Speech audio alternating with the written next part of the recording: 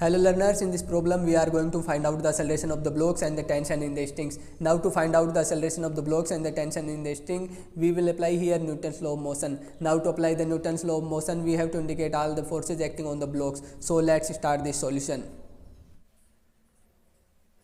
Now assume the 10 kg mass as the m1 mass and the 20 kg mass as the m2 mass. So the gravitational force acting on the 10 kg block is m1g and on the 20 kg block is m2g and here the string is the massless, so the tension in the whole the string will be same as the T.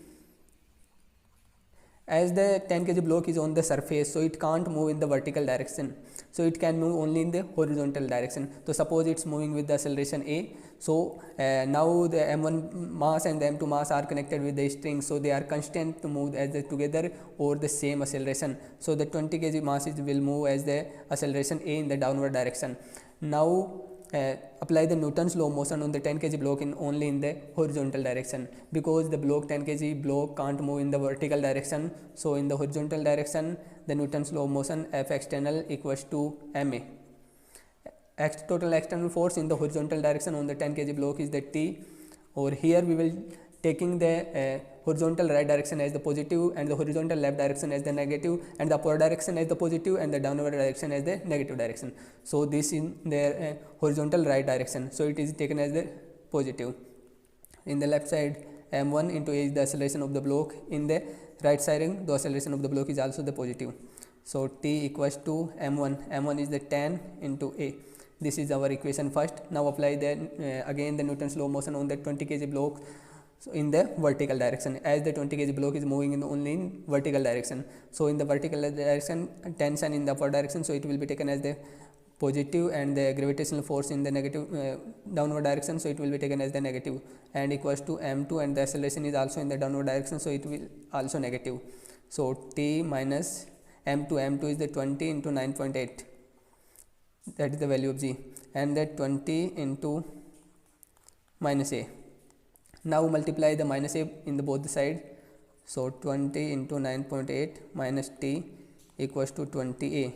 Now add the equation first and equation second. After adding the equation first and second, T and minus T cancel out each other, so 20 into 9.8 or equals to 10 plus 20 equals to 30a. So now a equals to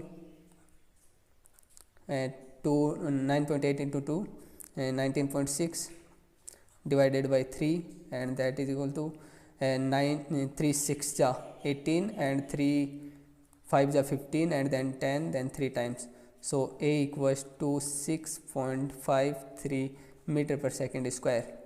This is the acceleration of the both the blocks, and the block m2 second block is moving in the downward direction, so its acceleration in the downward direction, and the first block here is the acceleration of the block 10 kg block, so it's coming at the positive, and the 20 kg blocks acceleration in the downward direction as it's negative, so 20 kg blocks acceleration will come out as the negative sign, because the magnitude is the same as the 6.53 meter per second square. Now to find out the tension in the strings, we will put the value of the gravitation value of the acceleration in the equation first. So let's put. Now put the value of the acceleration and the mass in the equation first, and the equation first is T equals to m1a. T equals to m1 value is the 10 kg and a equals to 6.53 meter per second square, so T equals to 65.3 Newton. This is the value of the tension in the string, and we have find the acceleration of the blocks. A equals to 6.53. These are the value of the tension and the acceleration in the given problem.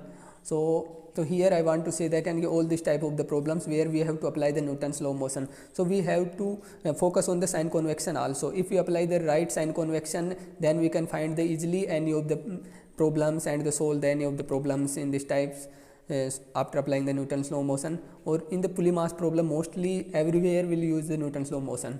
So thanks for watching this video. Thank you so much.